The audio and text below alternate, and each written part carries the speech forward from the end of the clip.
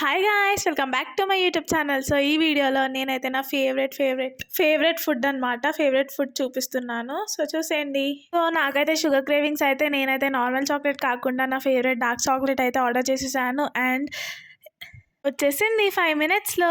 So దీంట్లో dark chocolate ఉంది. 3, 2, 1 ఏ. So చూడండి డార్క్ చాక్లెట్.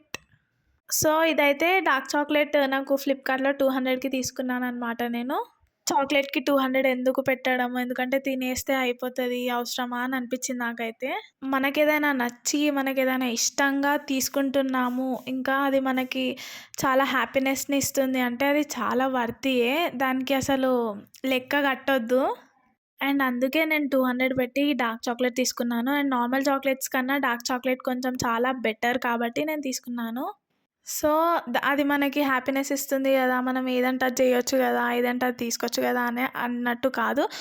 మన బ్రెయిన్ ఉంది, మనం బ్రెయిన్ని పెట్టి ఆలోచించి అది గుడ్ థింగా బ్యాడ్ థింగా అని చూసుకోవాలి మనం.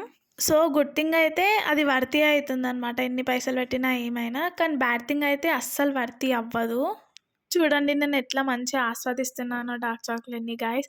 లిటరల్ ఎంత బాగుందంటే హ్యాపీనెస్ని ఇచ్చిందనమాట. Bye, like, share and subscribe. Thank you for watching.